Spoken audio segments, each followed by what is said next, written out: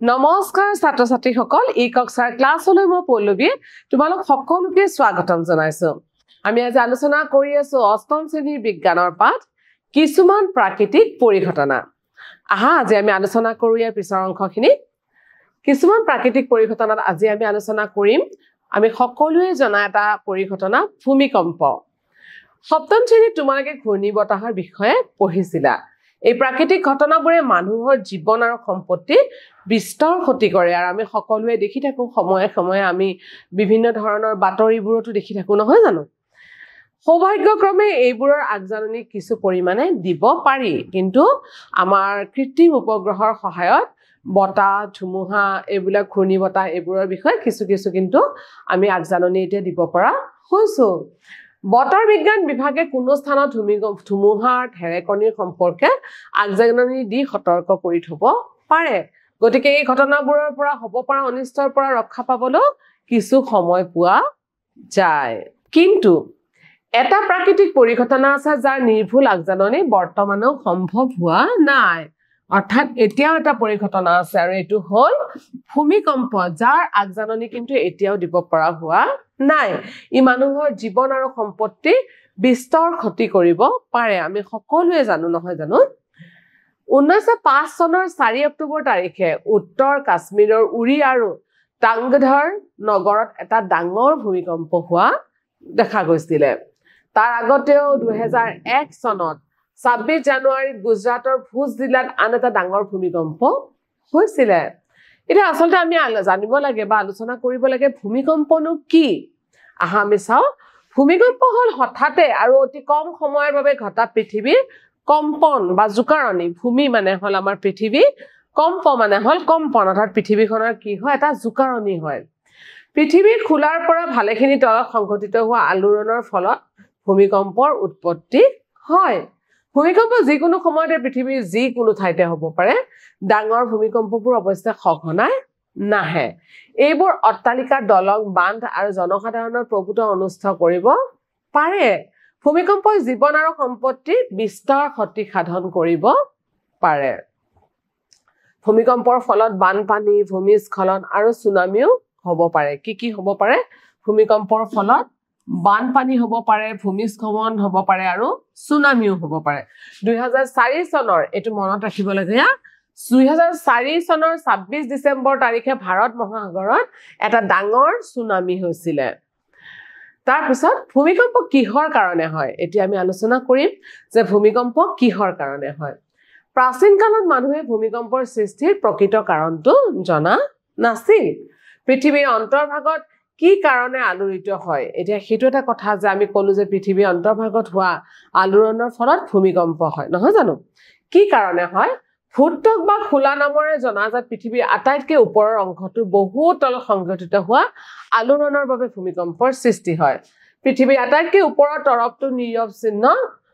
নহয় এই টুকুৰা আৰু অৱস্থাত থাকে আৰু এই টুকুৰাবোৰকে প্লেট বা ফলক বুলি কোৱা হয় অৰ্থাৎ পৃথিৱীখনৰ যেটো আটাইতকৈ ওপৰৰ তৰফ এটো নীৰৱ চিহ্ন নহয় হেতুত কি হয় কিছুমান টুকুৰা থাকে টুকুৰাবোৰত এবিলাকত কি হয় খোলা প্ৰাবাৰবাৰ মেন্টেল অন্তগোলক কেন্দ্ৰীয় গোলক এই ধৰণে বেলেগ আমাৰ কি হৈছে ভাগ কৰি থোৱা আছে এই প্লেটবোৰৰ বিৰামহীনভাৱে গতিশীল অৱস্থাত থাকে আৰু প্লেটবোৰে কি হয় একদম সকলো সময়তে বিৰামহীন সকলো সময়তে এই ধৰণে ঘূৰি থাকে যেতিয়া এখন প্লেট আন এখন প্লেটৰ গাত খহনি খাই আগবাঢ়ি যাব খোজে আগবাঢ়ি যায় বা খুন্দিয়াই এখনৰ তলেদি গতি কৰে আৰু তেতিয়া পৃথিৱীৰ খুদাত কি হয়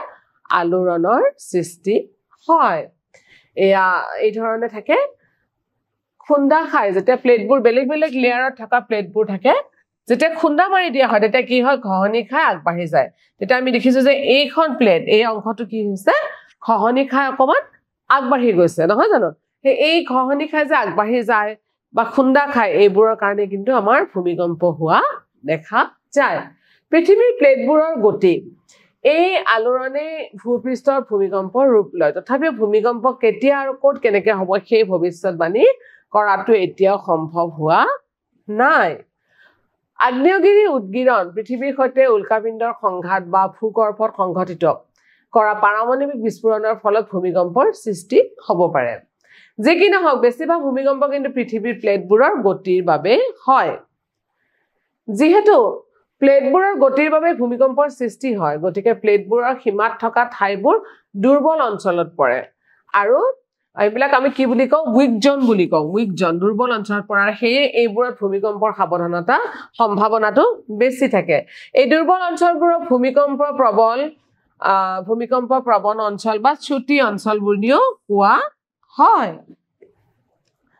কাশ্মীৰ পশ্চিমবংগ আৰু পশ্চিম আৰু কেন্দ্ৰীয় হিমালয় সমগ্ৰ উত্তৰ পূব কচ্ছ উপকূল ৰাজস্থান সিংহগণ্ডা সমতল হল ভাৰতবৰ্ষ আটাইতকৈ বেছি ভূমিকম্প প্ৰবণ ঠাই ৰিক্টাৰ স্কেল এবাৰ আমি আহিলো ৰিক্টাৰ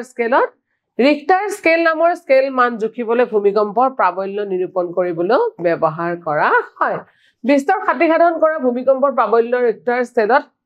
7তকৈ বেছি হয় ভুজ আৰু কাশ্মীৰত হোৱা ভূমিকম্পৰ প্ৰাবল্য 7.2তকৈও বেছি আছিল ভূমিকম্পই ভূপৃষ্ঠত তৰংগৰ সৃষ্টি কৰে আৰু এইবোৰক কি বুলি কোৱা হয় এইবোৰক ভূমিকম্পজনিত তৰংগ বুলিও কোৱা হয় আগবাঢ়িছো পিছৰটোলে এতিয়া এই তৰংগবোৰ সিস্কোগ্ৰাফ নামৰ এটা যন্ত্ৰত লিপিবদ্ধ হয় এই যে ভূমিকম্প যে হয় ভূমিকম্পটো আমি কিহেৰে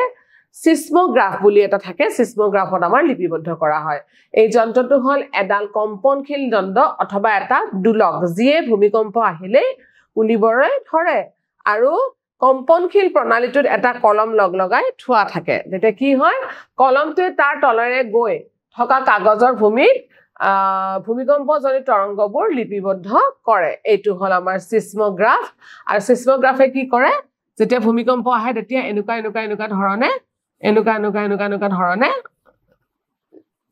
দেখুৱাবলৈ ধৰে আৰু এই প্ৰাবল্যটো চাই পেলাই আমি ভূমিকম্পৰ কিমান প্ৰাবল্য কিমান ৰিক্টাৰ স্কেলত আহিছে সেই বিষয়ে আমি ক'ব পাৰো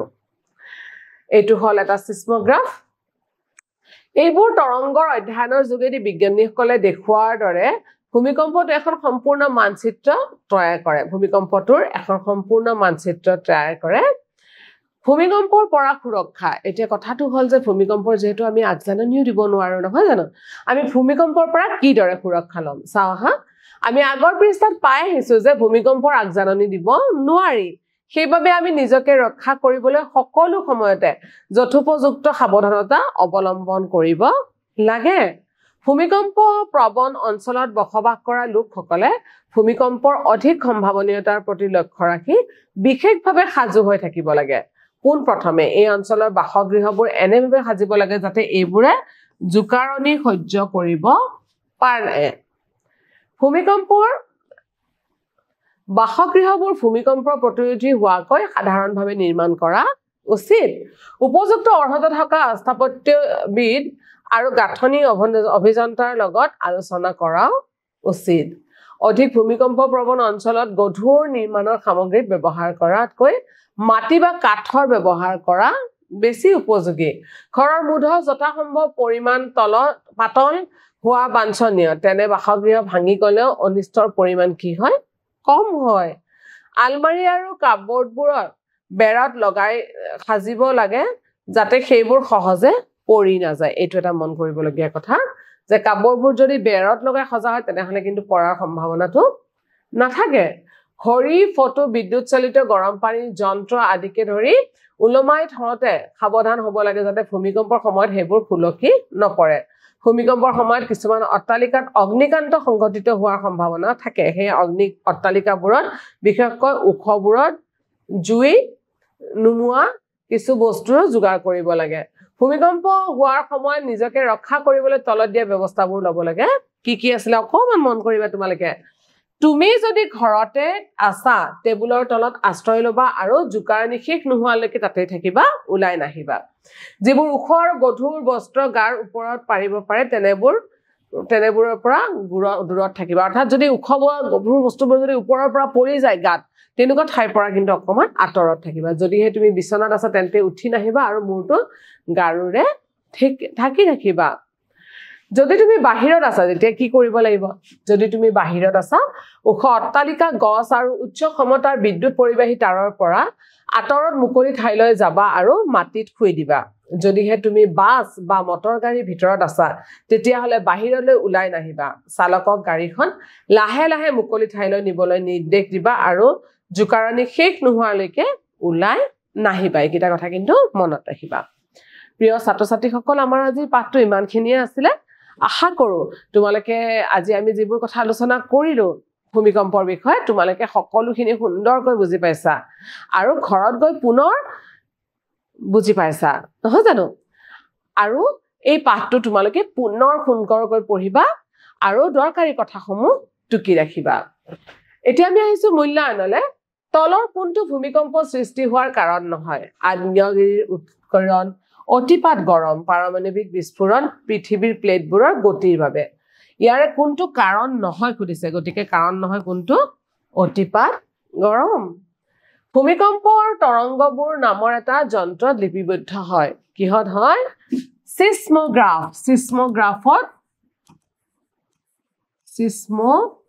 সিসমোগ্ৰাফ এইটো তৰংগবোৰ লিপিবদ্ধ কৰিব পাৰি ৰিক্টাৰ স্কেল নামৰ স্কেলত মান জুখি ভূমিকম্পৰ প্ৰাবল্য নিৰূপণ কৰা হয় এটো একেবাৰে শুদ্ধ আমি ভূমিকম্পৰ প্ৰাবল্য উলিয়াবলৈ ৰিক্টাৰ স্কেল ব্যৱহাৰ কৰো প্ৰিয় ছাত্ৰ ছাত্ৰীসকল আমাৰ আজি পাঠটো ইমানখিনিয়ে আছিল আশা কৰো সকলোৱে তোমালোকে বুজি পাইছা আৰু ভাল পাইছা আজিলৈ আমি ইয়াতে সামৰিছো নমস্কাৰ